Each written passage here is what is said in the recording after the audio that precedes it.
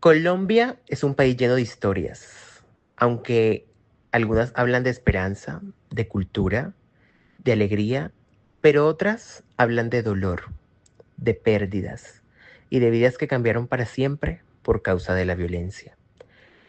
Y aunque muchas veces creemos que esas historias quedaron en el pasado, la verdad es que todavía viven en la memoria de muchas familias. En esta actividad quisimos acercarnos a esas voces que no siempre se escuchan, porque la memoria no es solo recordar lo que pasó, es entender lo que sintieron las personas, lo que perdieron y lo que aún siguen cargando. Hoy queremos compartir dos historias distintas, en lugares diferentes del país, pero unidas por algo en común: el impacto del conflicto armado en la vida de personas que no estaban preparadas para vivirlo. Una nos lleva a la comunidad de Nuevo en Sucre, la otra a Jericó, Boyacá, a través del testimonio de Andrea Aguirre, una niña que sin saberlo, ese día perdió mucho más que a su papá. Durante muchos años en Colombia, la violencia dejó de ser algo lejano y se convirtió en parte de la vida cotidiana en muchos pueblos. Lo que para algunos era una noticia en televisión, para otros era lo que pasaba al salir de su casa. El conflicto armado no solo fue enfrentamientos entre grupos, fue un miedo constante, un silencio y una incertidumbre. En muchos municipios, especialmente en zonas rurales como las de Sucre, hubo momentos en los que la situación llegó a ser tan crítica que eran considerados territorios en alerta roja. Las familias no sabían qué podía pasar al día siguiente.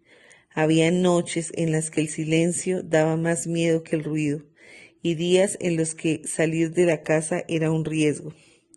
El conflicto no solo deja cifras, deja historias de desplazamiento, de pérdidas, de infancia interrumpida y de comunidades que tuvieron que aprender a seguir viviendo después del dolor. En lugares como Hato Nuevo, en el departamento de Sucre, muchas comunidades vivieron de cerca los momentos más duros del conflicto armado.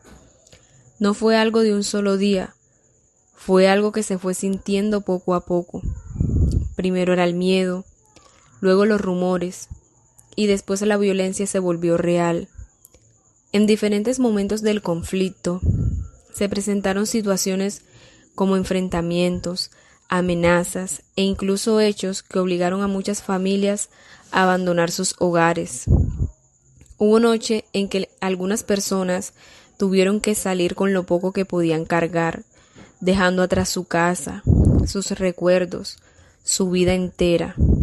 Imagínate crecer en un lugar donde de un momento a otro el sonido que rompe el silencio ya no es uno de la naturaleza, sino el de la violencia. Por eso, incluso en medio de todo eso, pasó algo muy fuerte. La gente no se dejó romper. Los vecinos se ayudaban, las familias se cuidaban, se compartía lo poco que había.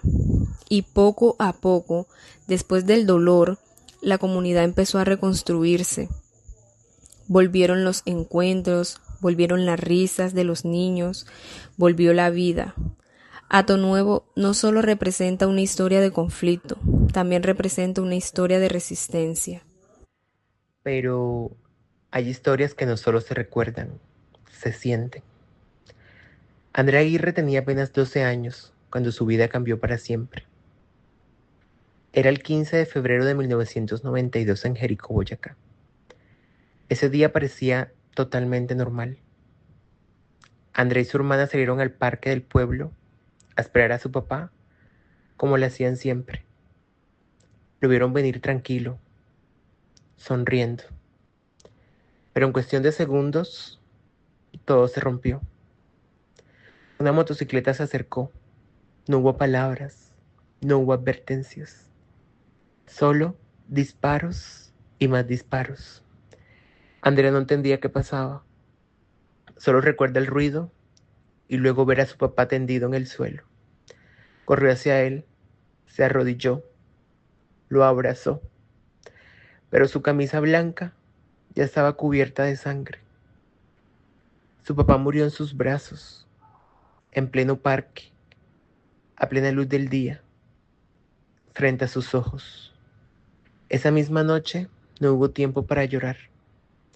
Tuvieron que huir. Salieron de su pueblo con miedo, con dolor y con el cuerpo de su papá en la parte de atrás del carro. En unas horas lo perdieron todo: su hogar, su tranquilidad, su infancia y el hecho de poder seguir creciendo con un padre a su lado. Cuando escuchamos estas dos historias entendemos algo muy fuerte. El conflicto armado no solo fue una guerra, fue una ruptura en la vida de miles de personas. Hato Nuevo y la historia de Andrea en Jericó son diferentes, pero tienen algo en común. Ambas muestran cómo la violencia llegó a lugares donde la gente solo estaba viviendo su vida. Nadie estaba preparado, nadie lo eligió, y aún así tuvieron que enfrentarlo. Estas dos historias nos recuerdan que detrás de cada cifra hay rostros, hay familias, hay recuerdos que no vuelven. Y también nos muestra algo muy importante, que incluso después del dolor hay personas que siguen adelante.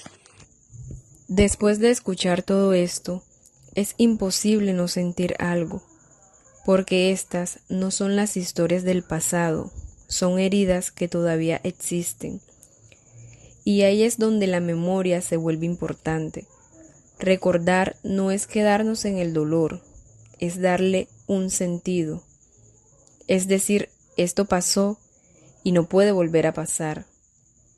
La memoria es una forma de respeto, de dignificar a quienes ya no están y de recordar a quienes tuvieron que seguir viviendo con ese dolor.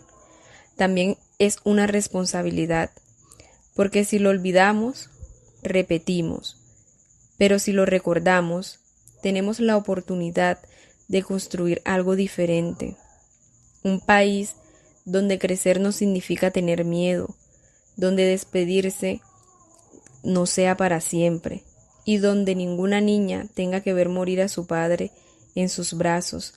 La memoria no cambia el pasado, pero sí puede cambiar el futuro.